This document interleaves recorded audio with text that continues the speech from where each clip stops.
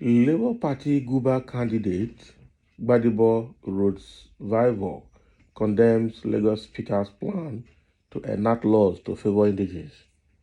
Yeah, so since this matter came up in Lagos, it's been receiving backlash, and a lot of people are waiting for Lagos State Assembly to come out with these laws, and let's see how the rest of Nigerians will respond to it.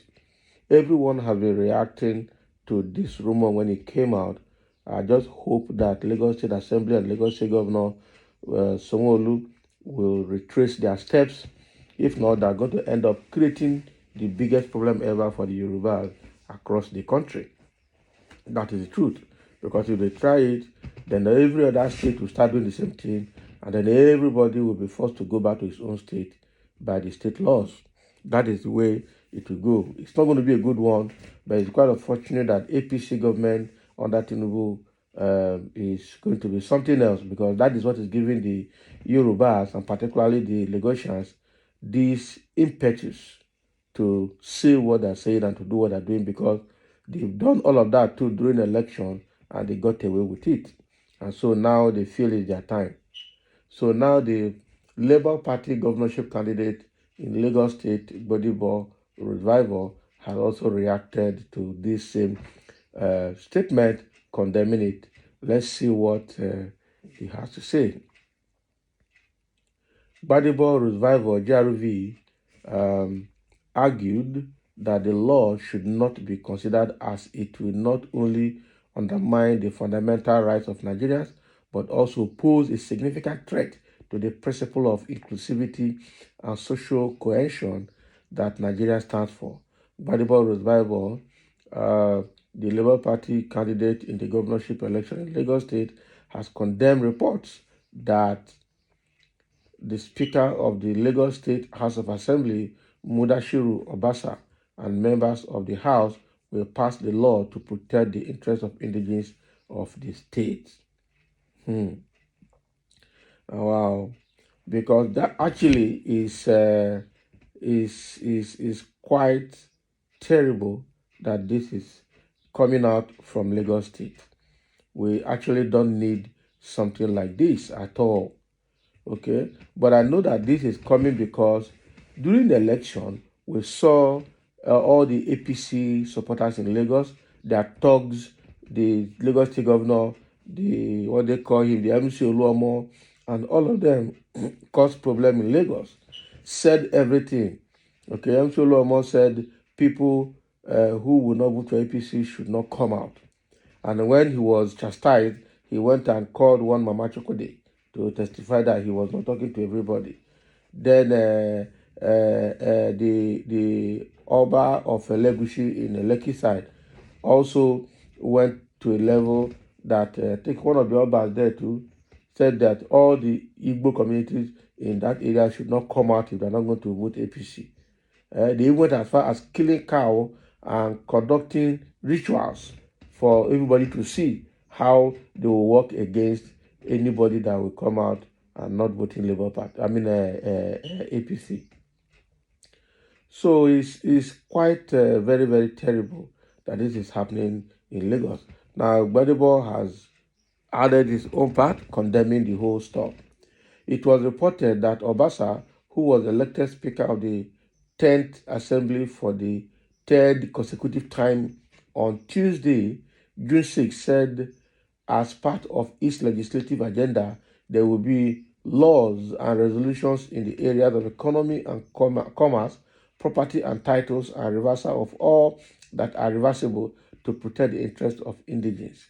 In an apparent reaction to some of the controversies in build-up to the 2023 election, including the argument that non-indigenes wanted to take over the Lagos, Obasa declared that Lagos is a Yoruba land. Nobody's arguing that. But going to enact laws that will reverse people's properties and entitlement, it doesn't make sense. So if they try that, the backlash they will get across the country, they will not believe it. First of all, the ones that are reversing, they will pay people their money. People have gotten CFO, people have gotten governor's consent. Should pay people their money for buying those properties. That is it. They should get ready to buy them back. That is it. And once they enact that law, let them get ready to also be evicted from other states across the country, because it will not go down well with them or with the Yorubas in other states.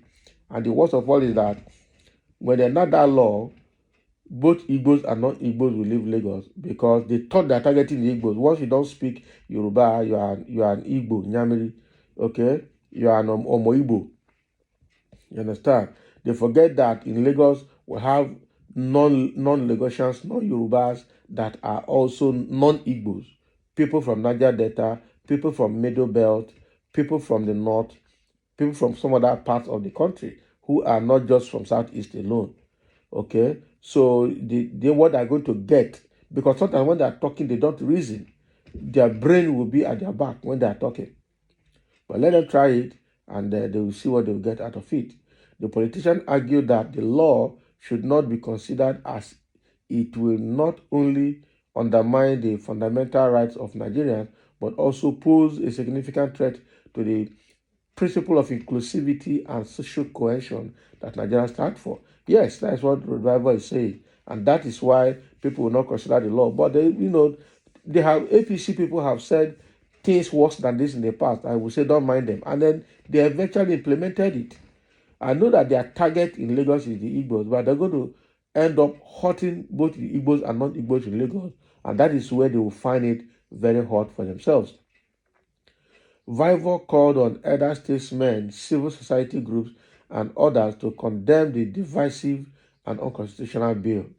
Okay, and that is exactly what Vivor is saying.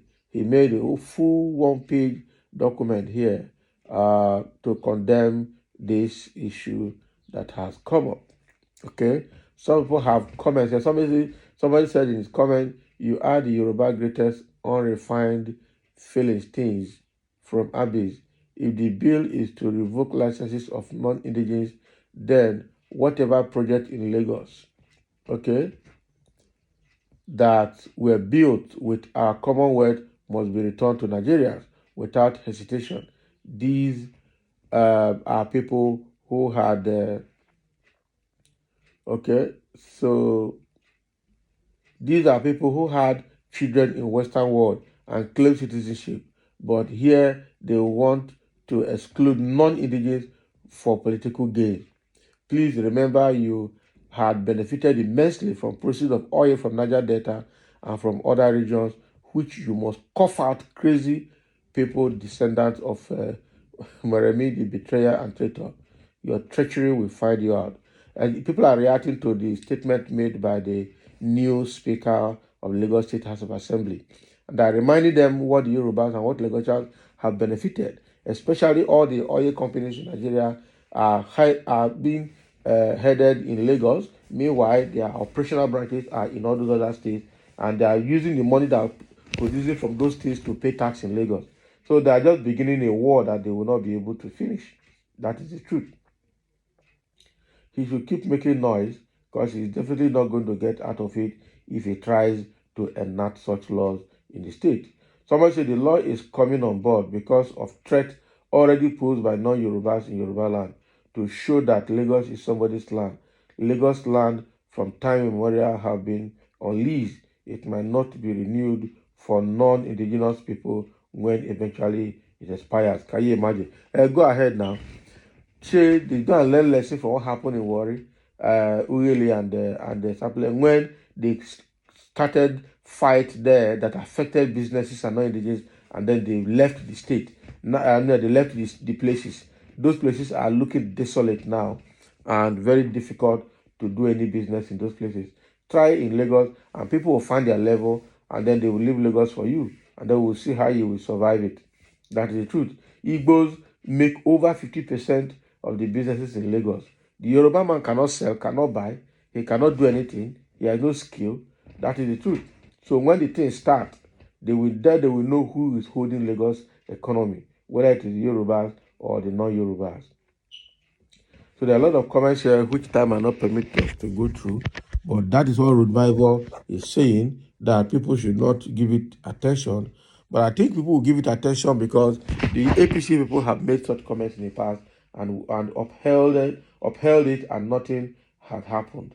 So people should not get ready and and then have their own part 2 plan, okay, part B plan, so that they can use it to help themselves when the time comes. Because these guys are really out for something in Lagos.